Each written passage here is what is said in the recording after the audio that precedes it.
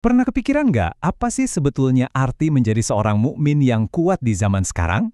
Nah, dalam sebuah khutbah Idul Fitri yang luar biasa inspiratif, Haji Husaifuddin ASM mengupas tuntas sebuah hadis yang powerful, yang menyatakan bahwa seorang mukmin yang kuat itu lebih baik dan lebih dicintai oleh Allah. Yuk kita selami bareng-bareng apa aja sih rahasia kekuatan yang dimaksud, dan gimana cara kita buat meraihnya. Oke, jadi nanti kita akan bahas apa aja. Kita akan mulai dari makna Idul Fitri, terus kita dalami hadis inti yang jadi landasan khutbah HU Saifuddin ASM. Dari situ kita akan bedah bareng apa itu kekuatan, gimana sikap kita menghadapi takdir, dan terakhir kita ambil pelajaran-pelajaran praktisnya. Oke, kita masuk bagian pertama. Jadi, HU Saifuddin ASM ini nggak langsung ngomongin soal kekuatan, tapi ngajak kita buat refleksi dulu. Setelah sebulan penuh kita berjuang di bulan Ramadan, apa sih sebenarnya makna kemenangan yang kita rayain di hari Idul Fitri ini?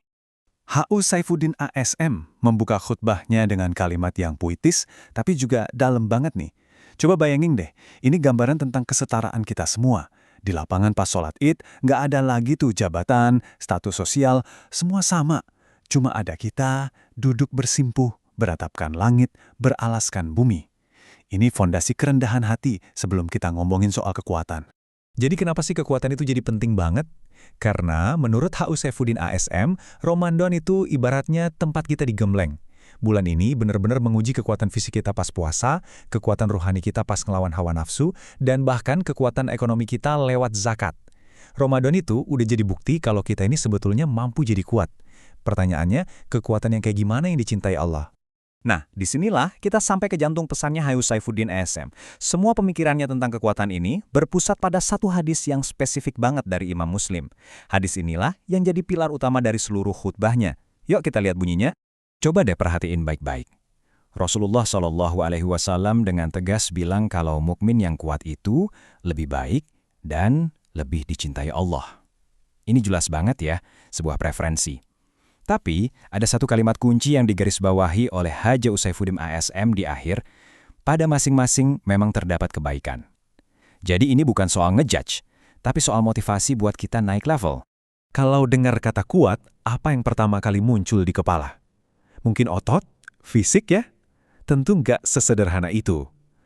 Dalam khutbahnya, HU Saifuddin ASM ngajak kita buat membongkar konsep kekuatan ini ke dimensi yang jauh lebih luas dan mendalam. Nah, dengan mengutip Imam An-Nawawi, Haji Saifuddin ASM menjabarkan 9 pilar kekuatan. Ini bukan cuma daftar biasa loh. Ini semacam blueprint. Coba lihat, poin-poinnya saling nyambung. Ada kekuatan dari dalam, kayak mental yang kuat dan sabar pas diuji. Terus ada kekuatan aksi di luar, kayak berani amar ma'ruf nahi mungkar. Bahkan ada kekuatan spiritual, yaitu semangat ibadah dan hanya takut sama murka Allah. Jadi kuat itu artinya membangun benteng yang kokoh dari dalam dan luar. Perbedaannya jadi jelas banget ya, seperti yang ditekankan HU Saifuddin ASM. Di satu sisi ada mukmin kuat yang unggul di 3 pilar, jasmani, ruhani, dan ekonomi, dan dia dapat predikat lebih baik plus lebih dicintai. Di sisi lain ada mukmin lemah, meskipun imannya bikin dia tetap punya nilai kebaikan, tapi level kecintaan Allah itu beda. Ini seakan-akan ngajak kita buat jangan puas cuma di level baik, tapi ayo kejar level lebih baik. Nah, frasa inilah yang disebut HU Saifuddin ASM sebagai pesan penghiburan dari Rasulullah. Ini semacam pintu harapan yang dibuka lebar-lebar. Artinya apa? Nggak peduli selemah apapun kondisi kita sekarang, selama iman masih ada di hati, kita itu nggak pernah mulai dari nol. Selalu ada modal kebaikan yang bisa kita kembangin. Ini bukan alasan buat pasrah dalam kelemahan ya, tapi justru jadi bensin buat kita bangkit. Jadi, menjadi kuat itu bukan cuma soal status, tapi juga soal aksi. Setelah ngasih kita motivasi, hadis ini, seperti yang dijelaskan HU Saifuddin ASM, langsung ngasih kita buku panduannya. Gimana sih seorang mukmin yang pengen jadi kuat itu harus bersikap, terutama pas lagi berhadapan sama takdir? Ada 3 resep aksi yang nggak bisa dipisahin. Pertama, ihris. Artinya, bersemangatlah, jadi proaktif, jangan cuma nunggu. Kedua, wasta'in billah. Mintalah pertolongan Allah. Kita harus sadar kita ini terbatas, jadi libatkan kekuatannya dalam setiap usaha. Dan yang ketiga, ini larangan keras. Wala ta'ajaz, jangan jadi lemah. Jangan pernah nyerah sama rasa malas atau putus asa. Ini paket komplit. Usaha pol-polan, doa kenceng, plus mental baja. Terus gimana kalau resep tadi udah kita jalanin, tapi hasilnya nggak sesuai harapan? Kita gagal. Nah, HU Saifuddin ASM ngejelasin kalau disinilah letak ujian mental berikutnya. Hadis ini ngelarang keras kita buat terjebak di perangkap pikiran paling umum. Seandainya tadi aku begini, pasti nggak akan begitu. Sebagai gantinya, ini dia kalimat saktinya seorang mukmin yang kuat. Qadarullah wa ma syaa fa'al. Ini takdir Allah, dan apapun yang dia kehendaki pasti terjadi. H.U. Saifuddin ASM menekankan, ini bukan kalimat pasrahnya orang malas loh ya. Ini adalah kalimat penerimaan seorang pejuang yang udah berusaha mati-matian, dan sekarang, dengan lapang dada dia menyerahkan hasilnya kepada sang penentu. Kenapa sih kata seandainya atau law ini bahaya banget? Dalam khutbahnya, H.U. Saifuddin ASM menggambarkannya kayak pintu gerbang yang kita buka sendiri buat setan.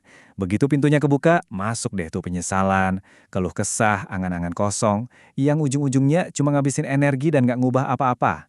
Itu jalan buntu yang harus banget kita hindari. Oke, kita udah paham konsepnya, landasan hadisnya, dan gimana sikap mentalnya. Nah, di bagian akhir ini, H.U. Saifuddin ASM merangkum semua pembahasan tadi jadi poin-poin praktis yang bisa kita jadiin semacam checklist buat kehidupan kita sehari-hari. Keren banget! Dari satu hadis yang kelihatannya ringkas ini, H.U. Saifuddin ASM berhasil merumuskan setidaknya 13 pelajaran penting. 13! Yuk, kita lihat intisari terpentingnya yang dibagi jadi 2. Apa yang harus kita lakuin dan apa yang harus kita jauhin. Kunci utamanya adalah jadi proaktif. Terus berusaha jadi kuat karena itu jalan buat lebih dicintai Allah. Dan ingat, kekuatan ini harus diusahain di semua lini kehidupan. Tapi perhatiin deh poin terakhir. Ini penting banget seperti yang disampaikan H.U. Saifuddin ASM. Ucapkan qadarullah itu hanya setelah kita berusaha maksimal. Jangan jadiin takdir sebagai tameng buat malas-malasan di awal. Nah, di sisi lain, kita juga harus aktif main bertahan, yaitu menghindari jebakan kelemahan. Menurut H.U. Saifuddin ASM, ini artinya kita harus buang kata andaikan dari kamus kita, ganti lamunan jadi rencana aksi yang jelas, dan yang terpenting, sadar kalau Ramadan yang baru aja selesai ini harusnya jadi momentum buat kita jadi lebih kuat lagi. Dan sebagai penutup yang sempurna, H.U. Saifuddin ASM mengingatkan kita semua dengan doa sapu jagat. Doa yang benar-benar merangkum esensi jadi mukmin yang kuat. Kita ngejar kebaikan di dunia dengan segenap kekuatan kita, sambil tetap menjadikan kebaikan di akhirat sebagai tujuan utama, keseimbangan yang sempurna. Semua pesan dari H.U. Saifuddin ASM ini kan bukan cuma buat didengerin aja ya, tapi buat kita lakuin. Jadi pertanyaan terakhir ini buat kita semua renungkan. Setelah memahami semua ini, apa satu langkah kecil tapi nyata yang bisa Anda ambil mulai minggu ini untuk jadi sedikit lebih kuat? Entah itu dalam hal fisik, spiritual, atau mungkin finansial, jawabannya ada di diri Anda masing-masing. Terima kasih telah menyimak.